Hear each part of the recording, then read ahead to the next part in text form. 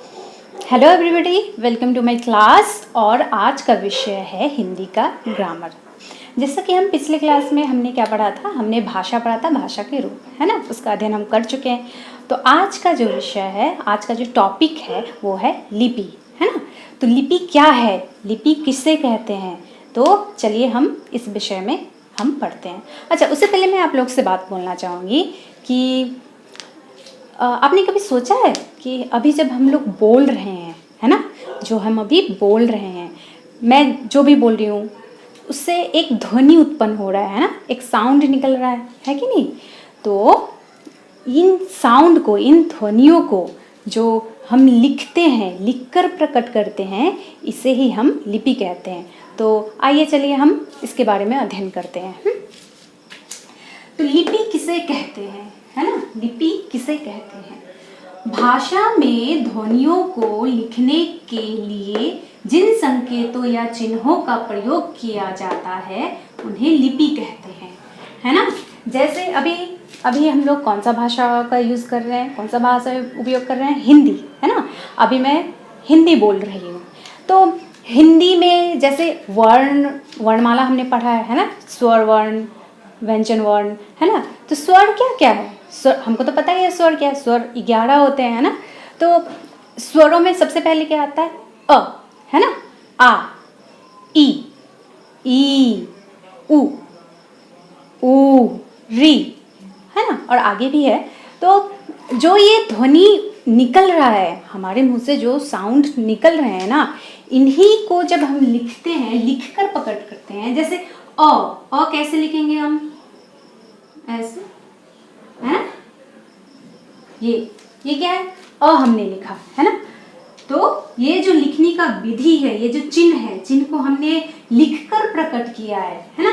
तो यही है, क्या है, लिपि है ना। चाहे मान लीजिए कि हम जब हिंदी लिखते हैं तो हिंदी का लिखने का तरीका कैसे है, हमने वर्ण अ ऐसे लिखा है ना, वैसे ही हर भाषा का जो लिपि होता है उसको लिखने का अलग अलग तरीका होता है ना। जैसे मान लीजिए कि अगर अभी हम इंग्लिश लिखेंगे, है ना, इंग्लिश में ए कैसे लिखेंगे, ऐसे ऐसे ऐसे, देखिए कितना अलग है।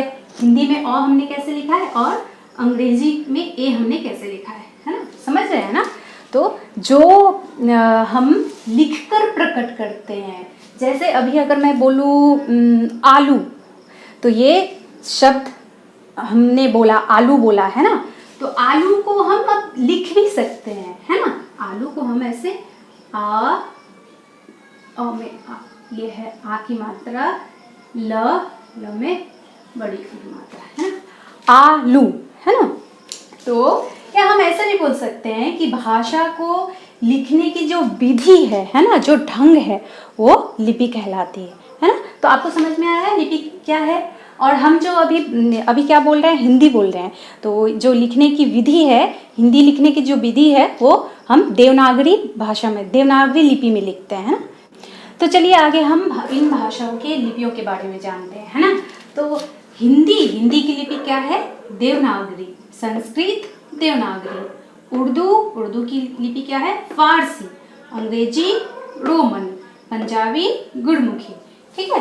तो हिंदी और संस्कृत ये जब हम लिखते हैं ना, इसका जो लिखने का विधि है वो एकदम एक जैसा है। जैसे देखिए, हम हिंदी जब लिखेंगे, हिंदी में हम ये देखिए, हिंदी में हमने अ कैसे लिखा, ये, है ना।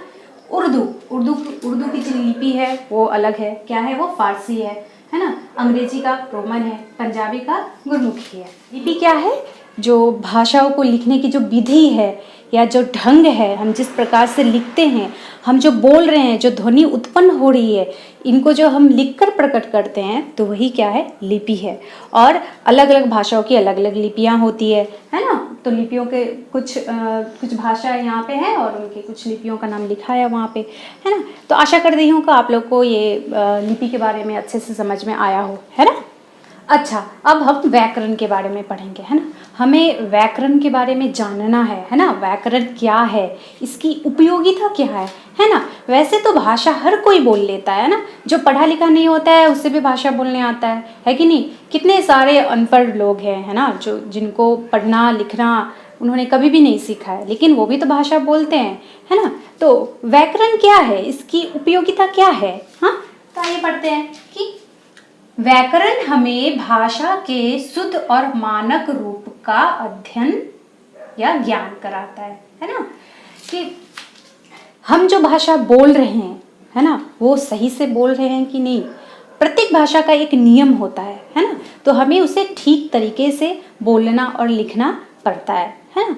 तो मान लीजिए कि अभी कोई एक बच्चा है या फिर कोई एक ऐसा इंसान जिसको व्याकरण के बारे में पता नहीं है, उसे भाषा बोलने आता है ना, पर लिखने नहीं आता, नियमों को वो नहीं जानता है, तो वो किस प्रकार बोलेगा या बोलेगी। मान लीजिए कोई एक लड़का है, वो ऐसे बात करता है कि मैं खाना खाऊंगी, है ना, लेकिन उसे बोल तो रहा है, पर यह क्या है, यह उचित नहीं है, यह ठीक नहीं है ना। तो व्याकरण क्या करता है, हमें भाषा के शुद्ध रूप का ज्ञान कराता है। तो इसका जो सही तरीका से कैसे बोलेगा वो बच्चा या बोलेगी, हम उसे ठीक कराएंगे कि मैं खाना खाऊंगा, है ना, मैं खाना खाऊंगा। या कोई लड़की अगर बोलेगी, तो अगर वो ऐसे बोले मैं खाना खाऊंगा, तो ये तो गलत है ना। तो वो क्या बोलेगी, मैं खाना खाऊंगी, मैं जाऊंगी, है ना। तो ये हमें कैसे पता चला, ये हमें व्याकरण के द्वारा पता चला, हाँ। तो व्याकरण जो है, हर भाषा के लिए अलग अलग कुछ नियम होते हैं, उन नियमों का हमें पालन करना पड़ता है कि नहीं। वैसे तो भाषा हर कोई बोल लेता है ना। तो व्याकरण से हमें जो भाषा का मानक रूप, भाषा हम कैसे बोलेंगे, कुछ नियम, इन सब के बारे में हमें इसकी जानकारी मिलती है ना।